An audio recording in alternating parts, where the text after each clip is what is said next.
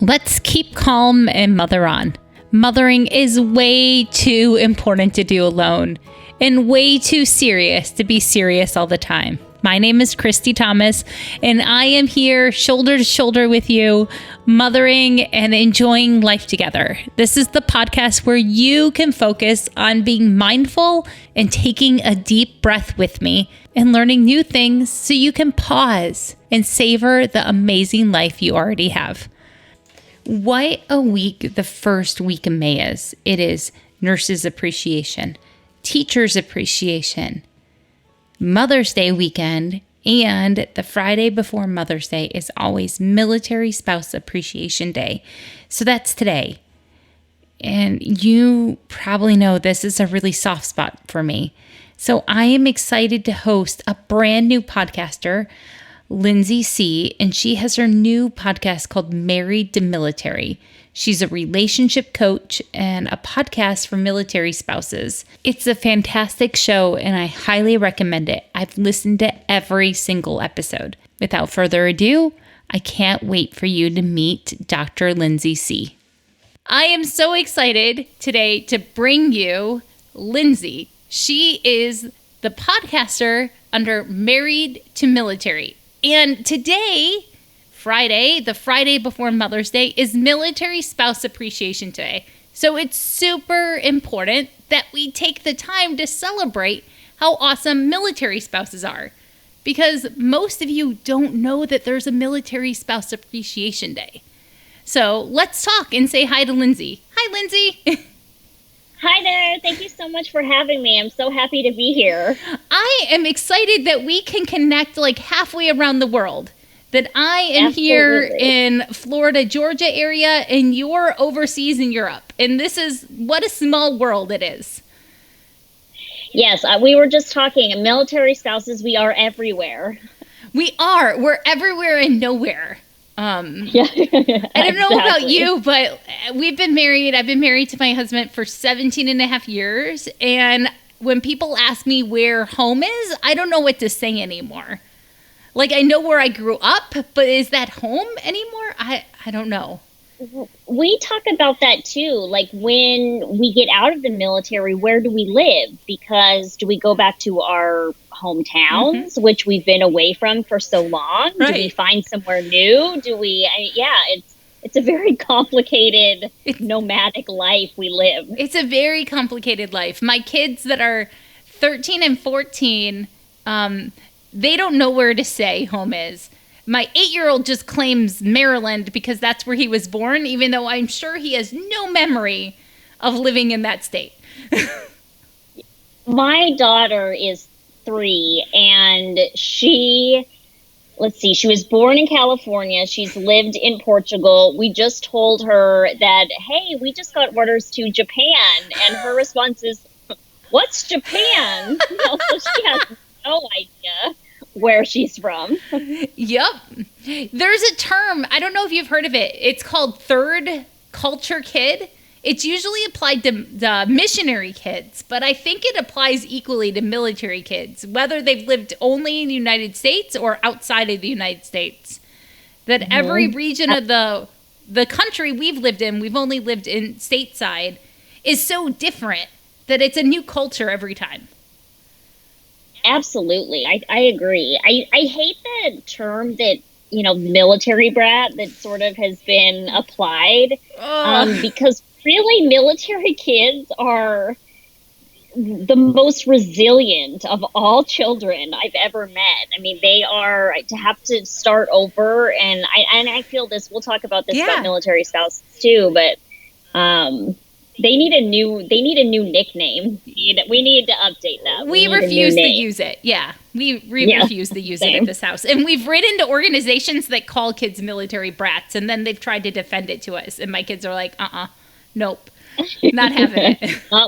Not winning that argument, no. Yeah, like, nope, we don't get to be called that anymore because we say so. We're the kids now. Absolutely. So tell me, Lindsay, what are your special things? Because I find you to be such an interesting person and you have a great skill set that you can share because of your unique training. Yeah. So I have a doctor of psychology. I was a practicing psychologist for the last, 10, 12 years. And, I've had to quit and start over every single time we move. And, I got tired of explaining why I only have 2 year, gaps on my resume. And so finally I said, you know what, I want to do something that, is mine, that I can kind of take with me, but I want to also do it for other military spouses. Like, I worked for the military as a psychologist, so with active duty, with families, and I was finding a lot of, similar things that not only have myself and my own family dealt with, but like we're all sort of struggling. And when I was a new military spouse, I made a ton of mistakes and I didn't, know what was right and what was wrong. And so I just had this idea. Originally, it started out as a book, but then it turned into a podcast. It just felt more organic. I wanted to be able to connect. And I wanted to just create a community for military spouses who, to lift each other up, to make this life a little bit easier, and where I can give my tips just from being a psychologist, so that they can kind of, again, live easier and live more fulfilling lives. So that's how this parenting podcast, motherhood podcast, got started. Was I'm an elementary school teacher that has moved so many times that I've decided, like, I needed something new to do to fill my time. Yeah. Well, and honestly, this is something that I think almost every military spouse deals with. If you look, military spouses have the highest unemployment rate of almost any population. And not all of that is going to be people who are choosing to be unemployed. Right. And I just think that we are forced, but because of that, like, we are the most creative and innovative, and because we just have to make things work. And if you look at military spouse run businesses, they are the most creative, and they are just really the most outstanding in the things that they do, because they have to be so flexible and just really think outside the box. We don't give ourselves credit for, because we just have to draw on them all the time. That when I talk to civilian friends, when I'm lucky enough to make civilian friends, they're always surprised by, like, what seems normal to me at this point. Mm-hmm. They're like, how are you dealing with that? And I'm like, I didn't know it was an option to not deal with that. Like, how do you not do, like, I don't know. So it's always surprising. So what was one of the biggest surprises you found as a new military spouse, or right when you started dating? Because he was already active duty when you started dating, right? Yes. He was newly active duty, but yes, he was in his very first command when we started dating. So to be fair, I had full disclosure into life, but I think still, even early on, you don't know what you don't know, right? And I think the thing that shocked me the most was really how much things change, and how, you can't rely on anything, even things that you have in writing and schedules. And so I can't tell you how many vacations we've had to cancel, and weddings that we've missed, and, really just important things that we even thought we'd be able to go to. And so I think that, I don't know how you really emotionally prepare for some of those things. I don't think you can. I think that just normalizing that you're not the only one that has missed really important events, or that you've suffered those disappointments, or after living away from home for so long that you feel like that disconnect from all your family that still lives in one spot. Like, there's a different vibe that happens after all these years. And it's a challenge. Yeah, and it is. And you have to really start all over. You have to make all new friends. You have to, find a new hairdresser, and you have to, start new schools, and you have to create a whole new life every 2 to 3 years. And I think that, there's people who never move, they settle and they stay forever. And I just think that it's really underestimated sometimes, like how much work and really awesomeness that takes from individuals. Well, yeah, I think like overall moving ranks is like one of the higher stress events in a person's life. When you look at stress levels, right? Like moving, death, sickness, moving is high in that lifelong stress event. Yes, and we're doing it every 2 to 3 years. Yep. And if you even look at, along with that, right, like reasons for divorce and things, all of that, the high stress, all of that kind of plays a role. And so I think that, I just personally, I think that military families are beyond impressive. That's good to hear, because I think so too. And I think that we just don't give ourselves enough credit. So what you see when you look at a military spouse is someone that's flexible, someone that's resilient, someone that's got tons of creativity. Or do you see someone, because we'll go there are these awful spin-offs of what military spouses are that are not always kind. And we're not always kind to each other too in the military spouse community, because we want everyone to put on their big girl panties, for a better phrase, and suck it up and deal with things sometimes, that we become callous towards each other. But that's not how you see military spouses.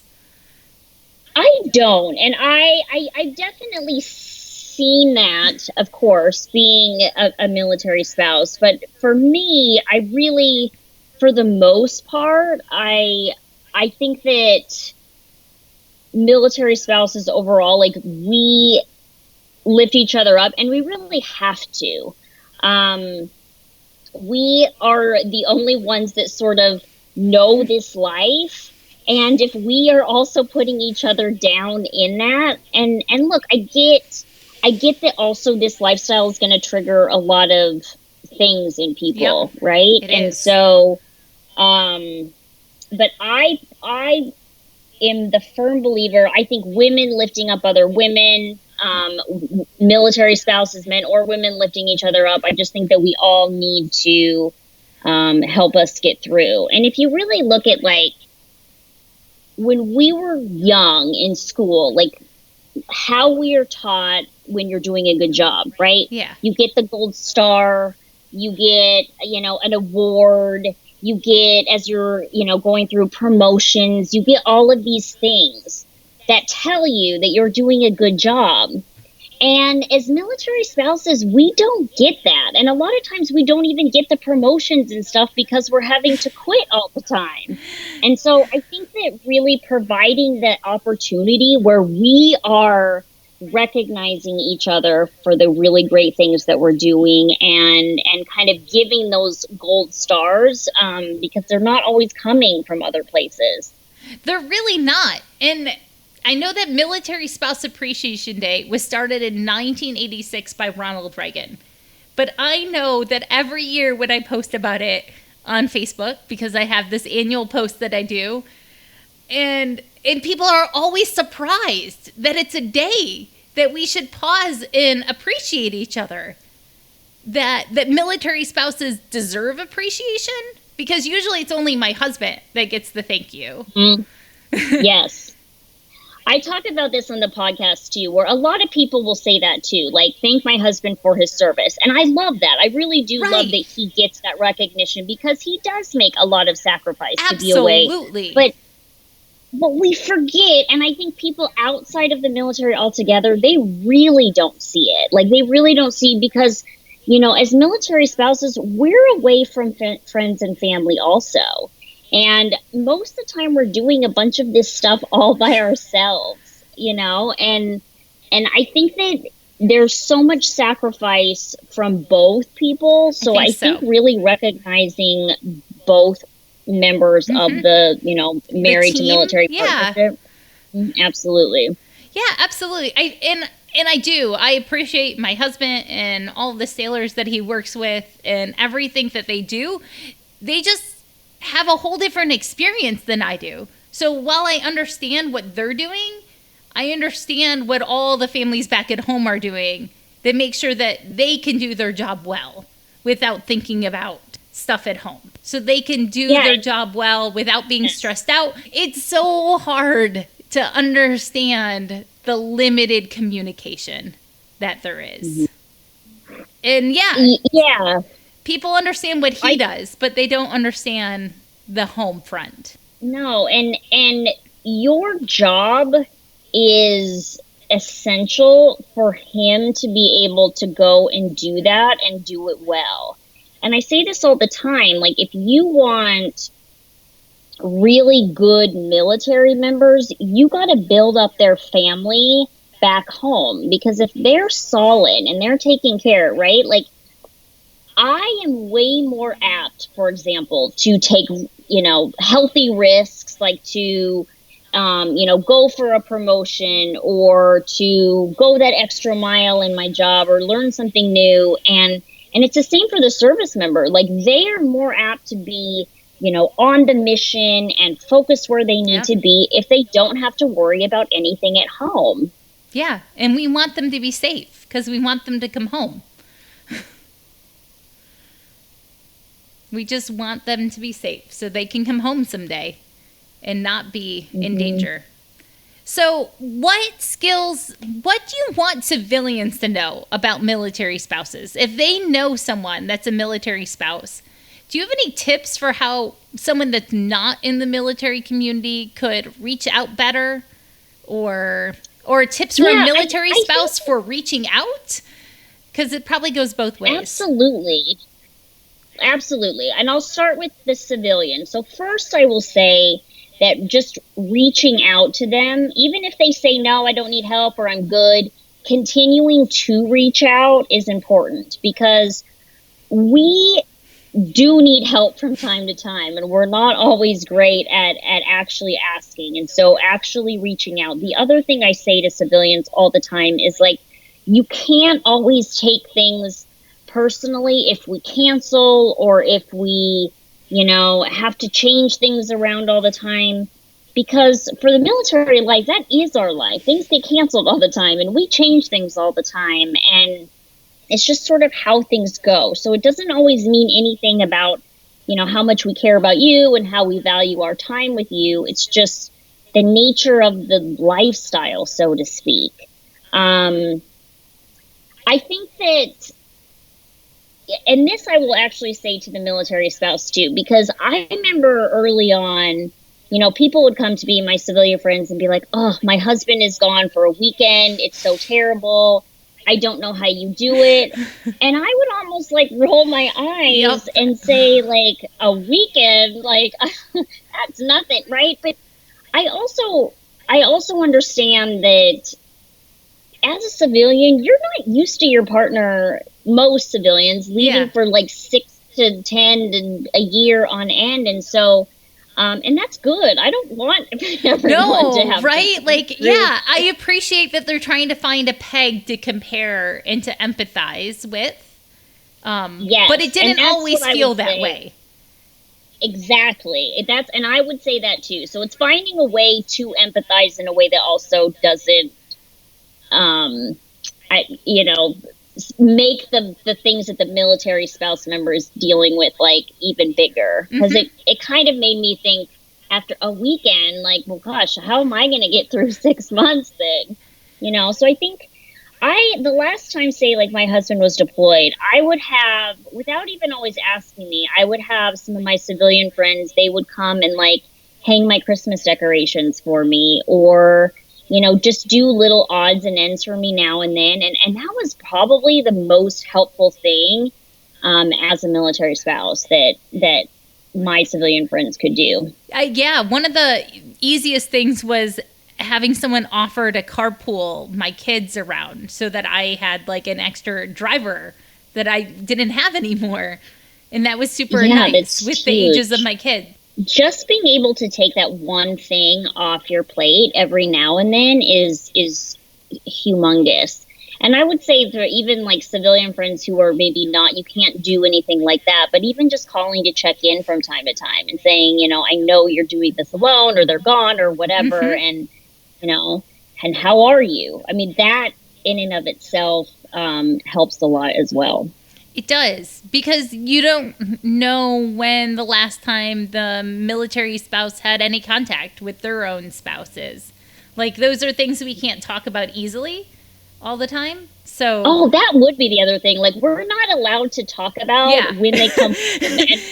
I'm not allowed to post when they leave. I have to wait 72 hours, I think, so they're safe. Yeah. And I'm not really allowed to post when he's home.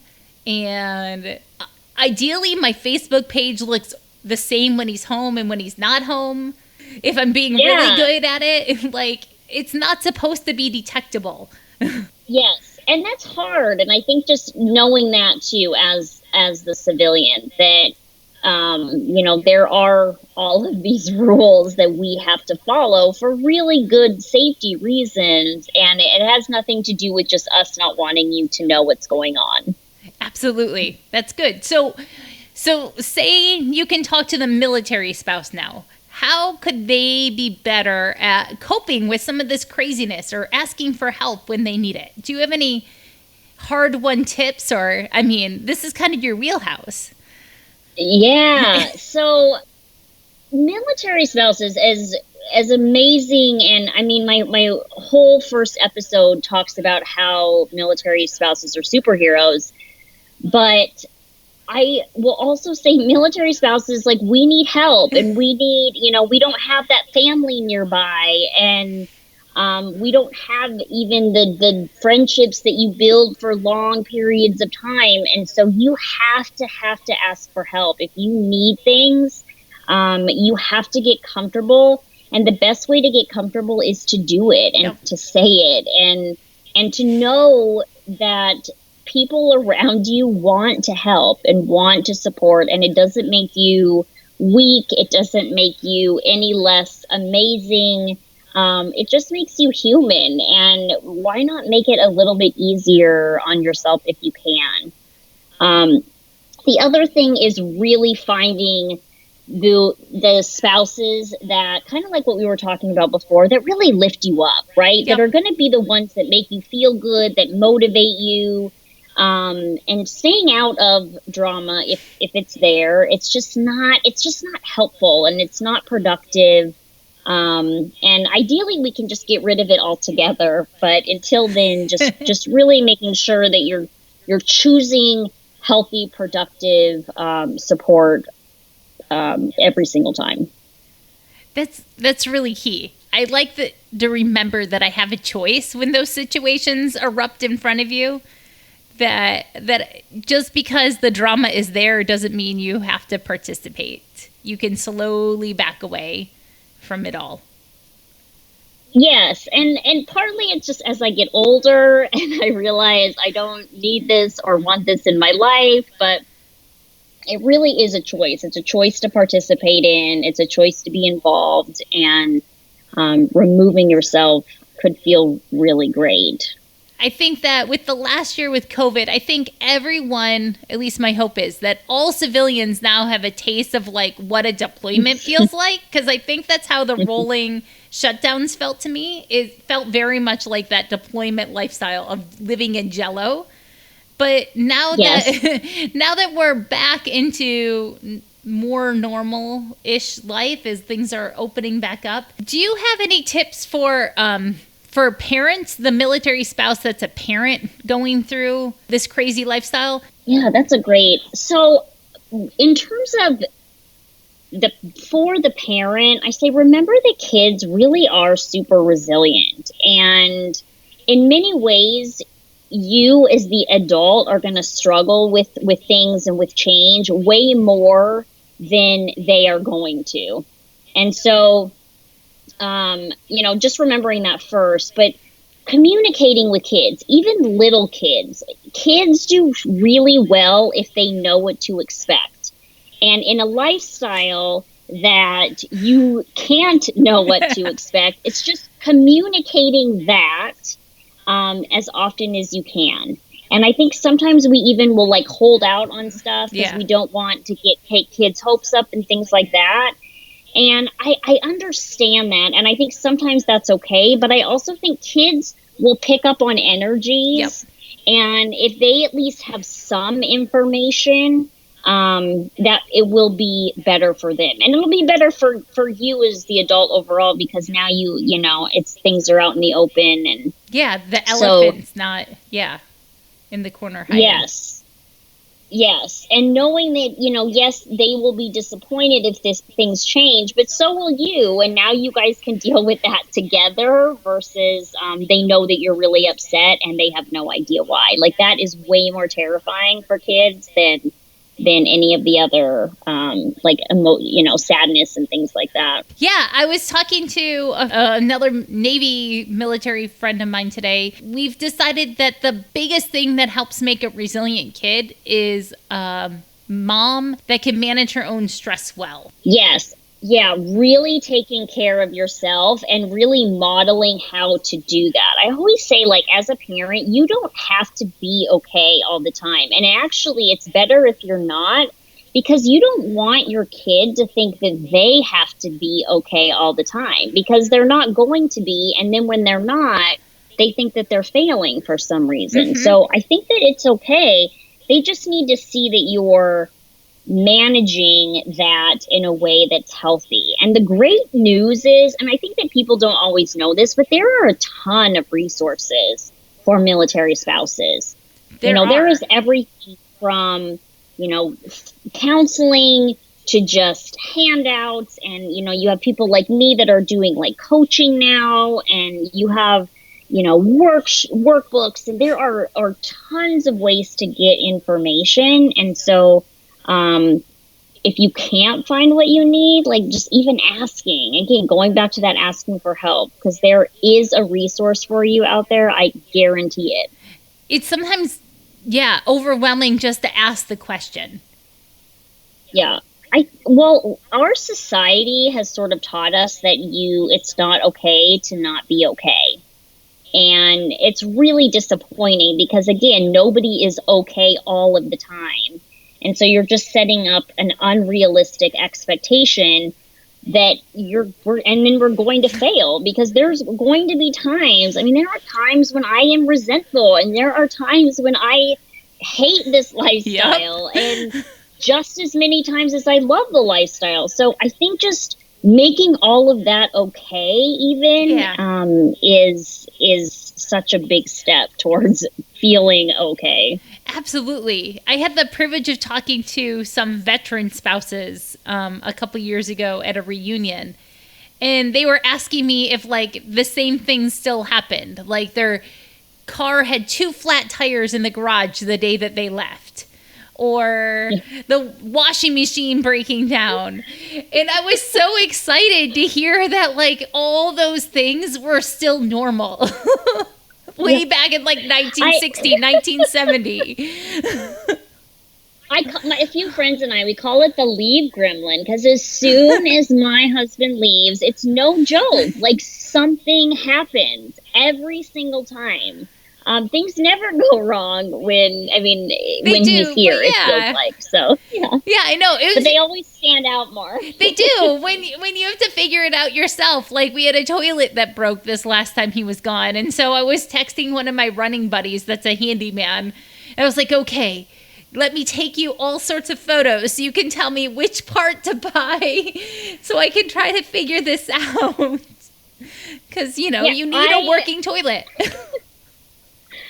Our sink, like, sprung a leak on the bottom, and I had water, like, shooting out. We were refinancing our house. We had, like, a notary coming over. I was pregnant, and I was sick. And it was just one of those things that, but I get through it. And I think not every day people have those opportunities to prove to themselves, like, how amazing they are. Like, that is incredible, the things that we do.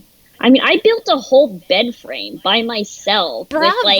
With, like, right? Like, I never would have done that any other time. And it just makes me more confident every time I do things like that. So, again, I think recognizing, because we're not getting those gold stars, it's just recognizing all those little moments that you are getting through. Yeah. Even if you don't feel that they're super successful, but you're still getting through them and you're surviving them. And that in and of itself is successful. That's fantastic. The last deployment patrol my husband went on, I started journaling at nighttime, and it goes just with this.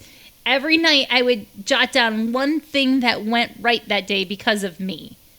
And it was such a big mindset shifter of like, I can give myself credit. Even if 500 things hit the fan, there was at least one thing that went right that day that I could pat myself on the back for.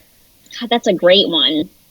I also do gratitude. So things coming up daily with things that you're grateful for. And kind of like what you said, it's making sure that they're tied back to you. So if I'm thankful for my family, I have to tie that back to me. So I'm thankful for the relationships I have with my family. Or if I'm thankful for my house, I'm thankful for my ability to provide comfort for myself and my family, right? It's just tying it back. It's that extra layer of things, of gratitude. And there is a ton of research to show how amazing that gratitude and doing that daily is for just how we feel. Like it shows that we feel a lot better. We have less illness. We sleep better. We just feel better. I can go on and on, but it's all good things. I'll tell you that. Well, I love how you tie that back to you. Like that's the appreciation we need to give ourselves, that credit. Because as you said, no one else is going to give you that gold star, especially when your spouse is gone or you've just moved to that brand new town and no one even knows your name. So... And I'll tell you, one of the biggest, things that come up for people in doing that is like, oh, well, I don't want to be, narcissistic, or I don't want to. Yeah. And I always say, if you even have that question, like, you're fine.